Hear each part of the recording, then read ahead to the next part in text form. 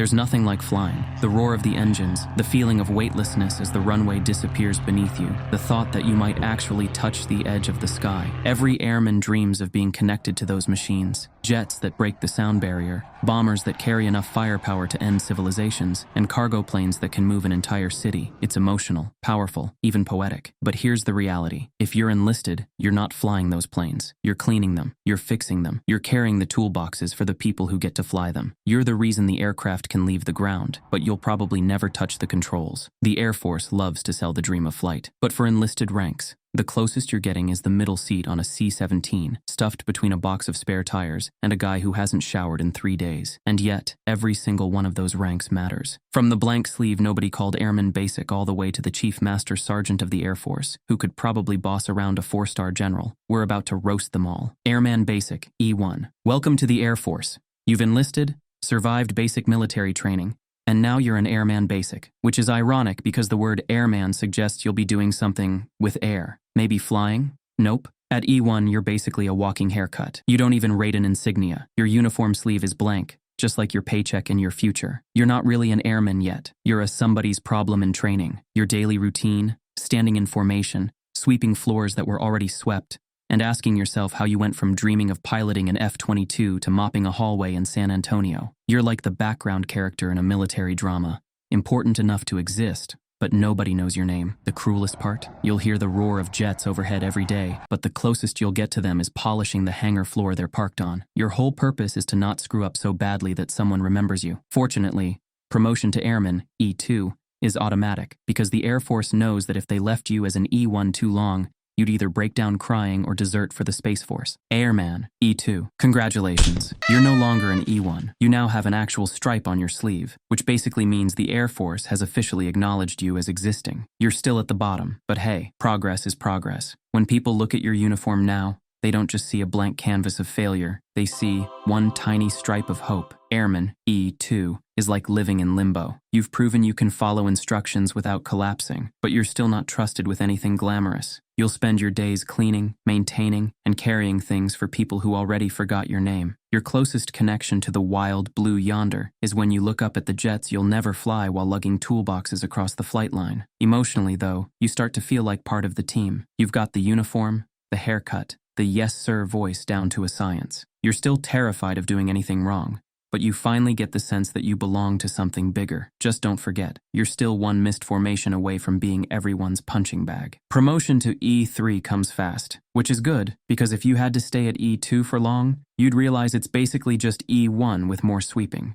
Airman First Class, E3. Now we're getting somewhere. With 2 stripes on your sleeve, you've officially reached the slightly competent human level in the Air Force. People stop confusing you for a trainee and actually start expecting you to know stuff. Spoiler, you don't. But that doesn't stop everyone from asking you questions like you're a walking tech manual. At this rank, life feels like a cruel tease. You're trusted with more responsibilities, helping with maintenance, inspections, or babysitting brand new Airman Basics, but you're still very much a rookie. Chiefs and NCOs love to remind you that you're still green, which is code for, we're about to volunteer you for every miserable detail on base. Here's the emotional kicker. As an Airman First Class, you start dreaming bigger. You look at planes differently. They're not just jets screaming overhead anymore. They're symbols of where you could be. You imagine yourself in the cockpit, soaring through the clouds, even though in reality you're stuck changing filters and sweeping hangars. That contrast between what you signed up for and what you're actually doing hits hard. Still, this rank is a rite of passage. You're learning, suffering, and slowly building resilience. By the time you hit E4, you'll either be ready to lead or ready to lose your mind. Senior Airman, E4. Ah yes, Senior Airman, the Air Force's favorite almost adult rank. With 3 stripes now, you're basically the older sibling of the lower enlisted. You've been around long enough to know how things actually work, but not long enough to avoid getting voluntold for every awful task your NCO doesn't feel like doing. This is the rank where the emotional toll sets in. You've got just enough experience to see through the shiny recruitment ads. You realize that the Air Force isn't all about flying jets and being a Top Gun extra. It's more about fixing paperwork that shouldn't exist, mopping hangars that were already clean, and attending briefings where nothing gets solved. And that realization? It stings. But here's the kicker. You're also hitting your stride. You can mentor the new Airman Basics and First Classes, telling them which supervisors to avoid and which vending machines actually eat your money. You're confident now, sometimes too confident. Senior airmen are notorious for thinking they're way smarter than the system, which usually ends with a lecture from a staff sergeant who's been waiting all day to remind you you're still just enlisted. Still, this is where bonds form. The jokes, the late-night gripes, the shared suffering, it all builds the brotherhood and sisterhood of the Air Force. Senior airman is where you start becoming more than just a name on a roster. You start becoming part of the culture. Staff Sergeant, E5. Congratulations. You've officially crossed over into the mystical world of NCOS. That means you're no longer just one of the troops. Now you're the one responsible for making sure those troops don't accidentally burn down the dorms or forget how to salute. With that extra stripe comes a mountain of responsibility, a new level of stress, and the slow realization that caffeine is now your closest friend. As a staff sergeant, you're in charge of leading younger airmen while also still doing the technical work yourself. Translation? Twice the stress, none of the glory. You'll spend your mornings fixing whatever broke overnight, your afternoons counseling airmen on why they should probably not get that third DUI, and your evenings writing performance reports until your eyes bleed. And no matter what, if your airman screws up, congratulations.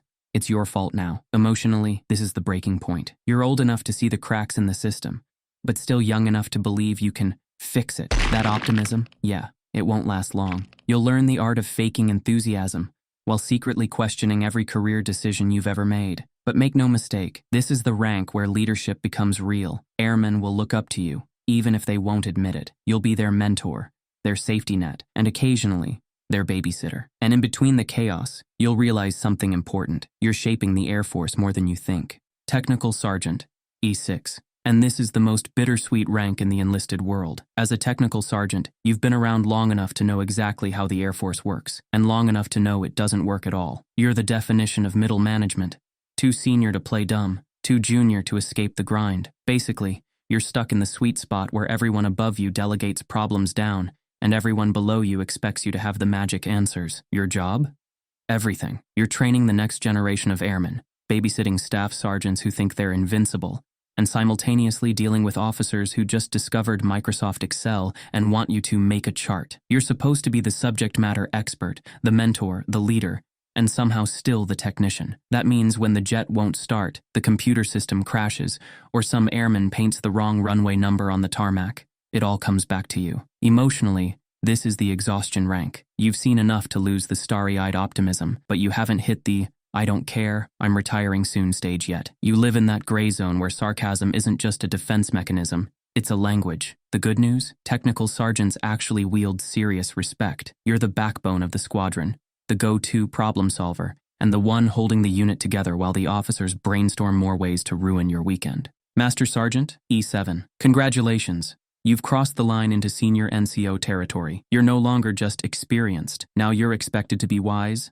composed, and immune to the nonsense that infects every squadron. Spoiler alert, you're not. But at least now you've got stripes that scream authority loud enough to scare the E1s into silence the moment you walk into the room. As a master sergeant, your toolbox starts collecting dust because your real weapon is meetings. Endless meetings about meetings. You're no longer wrenching on jets or babysitting radar techs. Now you're reviewing policy changes and sending all call emails that nobody reads. The cruel irony? You're still close enough to the ground troops to hear their complaints, but far enough from command to not actually fix anything. This is also the rank where you start carrying an aura of intimidation. Younger airmen whisper your name like you're some mythical beast who can end their careers with a single eyebrow raise. But deep down, you're just trying to survive the daily flood of PowerPoints and commanders' calls. Emotionally, this is the rank where you realize the Air Force is going to drain you of every ounce of patience. Yet you stick around because you're finally shaping the culture, molding the younger NCOs, and making sure the squadron doesn't implode when the officers get creative. You're not a legend yet, but you're definitely the gatekeeper of the enlisted force. And let's be real, at this point,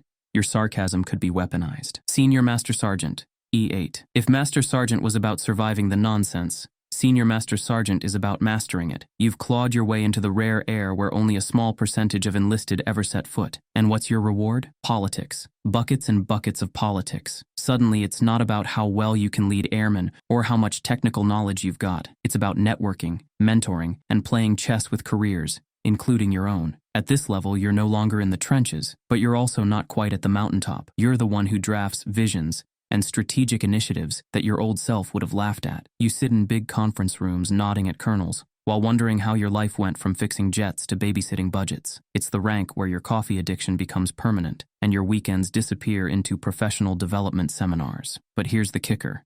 Senior Master Sergeants are powerful. You've got influence over promotions, assignments, and the entire culture of your unit. Younger NCOS worship you. Officers avoid making eye contact because they know you can destroy their career with one well-placed comment in an evaluation. Emotionally, this is the crossroads. You're far enough to dream about wearing that diamond as a first sergeant or shooting for chief, but close enough to taste the stress ulcers that come with it. If sarcasm was your coping mechanism at E6, by E8, it's become a full-blown personality trait. So yeah, you've made it, but you've also lost count of how many times you've sighed during a single staff meeting. Chief Master Sergeant, E9. This is it, the mountaintop, the rank where less than 1% of enlisted airmen ever set foot. You are now a Chief Master Sergeant, and whether you realize it or not, you've become a legend within your unit. People don't just salute you out of respect, they salute you out of sheer fear that you might rearrange their entire career with one memo. Chiefs aren't just leaders, they're the institution itself. You've survived decades of PT tests,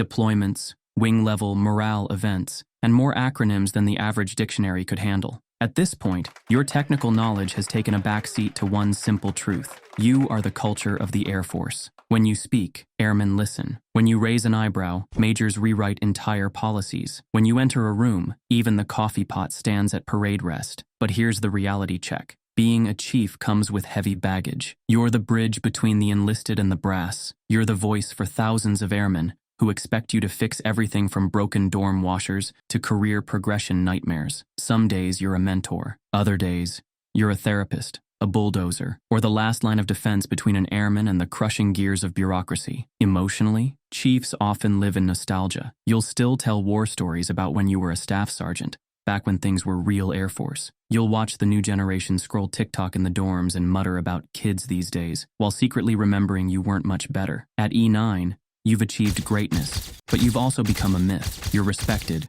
feared, and occasionally memed in every group chat on base. And when you walk away, the Air Force will never be the same. And that's every Air Force enlisted rank, roasted from the bottom rung all the way to Chief Master Sergeant. If you thought this was rough, wait until you see my breakdown of the Army officer ranks. Trust me, lieutenants don't make it out alive. Click over now and keep the roast rolling.